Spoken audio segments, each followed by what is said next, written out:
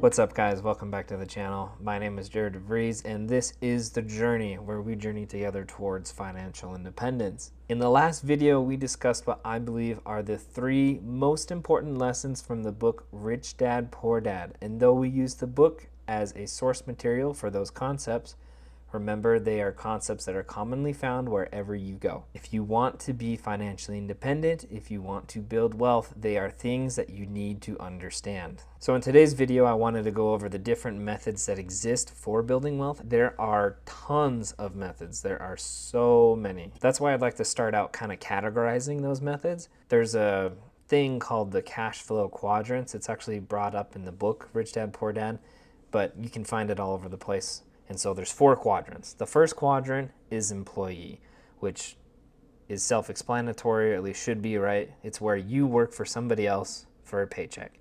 The second one is self-employed, where you are your own boss. Now this is described as usually like handyman or like doctors or lawyers or anyone that has like their own private practice that doesn't report to anyone.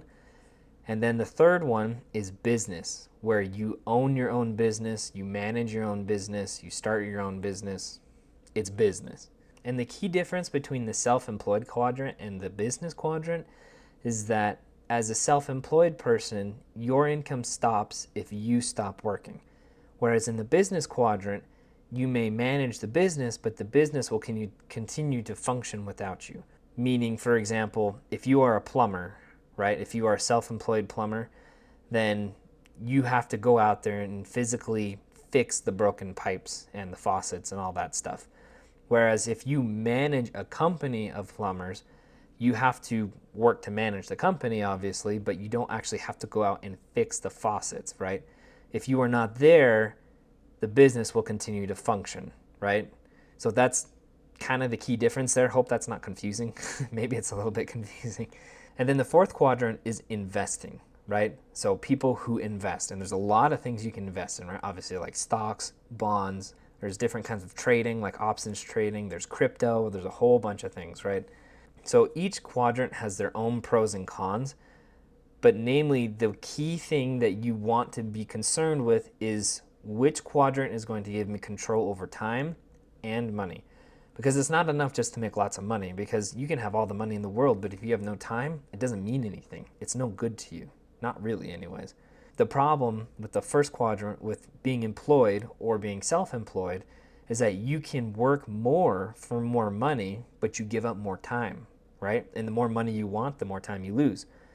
And vice versa, right? You can have more time, but then you're going to have less money because you're going to be spending more time not working, and you won't be making money for that time.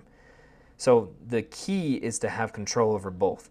Now, the business quadrant and the investing quadrant both offer solutions to that problem. The only downside to the business quadrant is that it's very difficult to start a business, to own a business, to manage a business.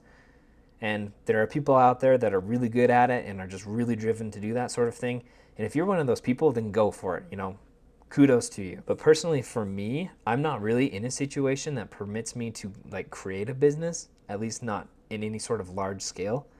And I don't really have the experience to do that sort of a thing. So my primary interest, and the interest of many people out there, is the investing quadrant. It really is just as simple as you buy an investment, and that investment makes you money over time. If you recall in the previous video, I discussed, what it means if you save a few dollars at the grocery store, right? Because I want you guys to start thinking that way, right? When you go to the store, start thinking, oh, I could buy this extra thing that I don't need, that's just fun, that I want, or I could save it and use it to get something that could pay me, right? And I posed the question, right? So it's like, what's the big deal? If I save $10 at the grocery store, or even $5 or $20, even if I saved $100, like what am I gonna do with that? And the answer is you can use that money to invest. No, it's not some crazy big secret thing, right? Lots of people are already doing it. But the fact that you can do it with like any amount of money is amazing. So just to explain a little bit about how the investing thing works, to make an investment in something, you need what is called a brokerage. A brokerage is simply an account that allows you to buy and sell securities. Now, securities is just a fancy word for things like stocks and bonds. So the thing about brokerages is that they used to not be as user-friendly as they are today.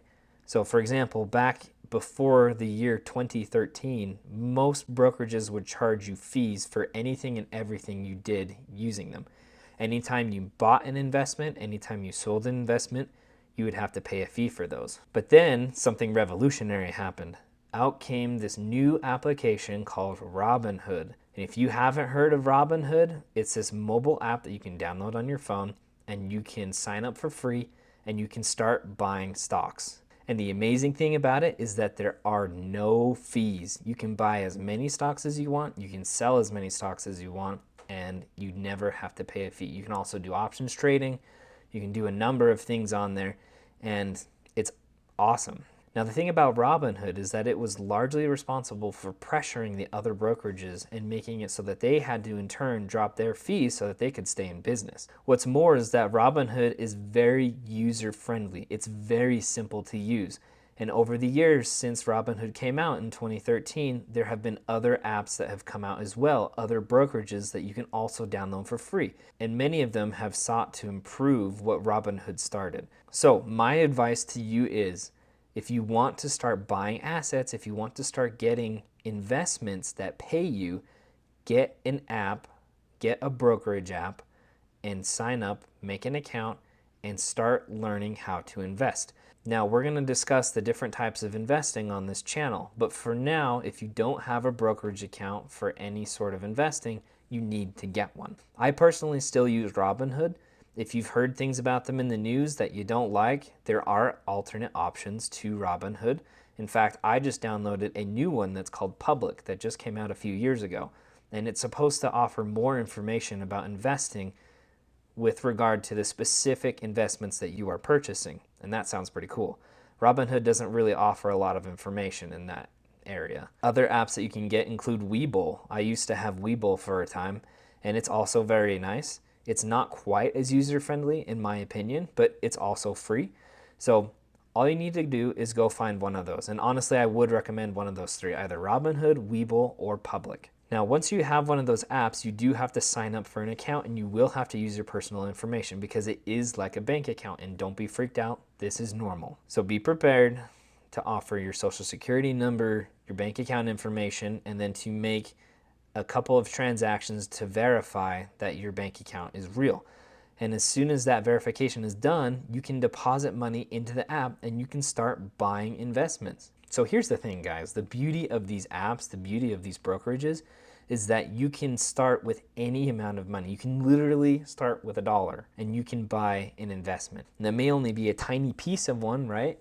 But it's still something. Like, I remember the first time that I bought a stock, and it was crazy. Like, I couldn't believe what I was doing. I was like, wow, I like own a piece of this company. It's amazing. So it really is exciting, even if you're only buying just like a tiny little piece. But the thing is, every tiny little piece you buy adds up. And the more and more you can accumulate, the more and more money you start to make over time. And the thing is, the faster you can accumulate them, the faster you can start making money. The beauty of investing, guys, is that you don't actually have to manage a business. You don't actually have to deal with people. You don't have to go to work. You don't have to do anything sort of special, right? All you have to do is buy the investments. Literally, it's like grocery shopping. You just go to a store, buy the stocks that you like, buy the investments that you like, and then they just work for you. It's like little money-making machines, right? Just think of it that way. Like, you just go and you buy these little money-making machines, and they just pump out little bits of money for you over time. And so the key is to accumulate as many of those as possible. Now, there are a lot of people that have already done this, and I've been doing this as well for the last couple of years. Now, I haven't been doing as much as I would like to because I've had some life events come along the way, like children and a roof that need to be replaced on my house. But if you can learn to be disciplined in your investing, you can start to build a passive income for yourself. So, just to give you an example of how this works, I've been buying, in particular, dividend-paying stocks, particularly REITs that I like, which is a form of real estate. It's like a real estate stock. And every month or every quarter, these stocks pay me just a little bit of money. So if I can show you, I don't know how well this will look on the camera by just pulling this up.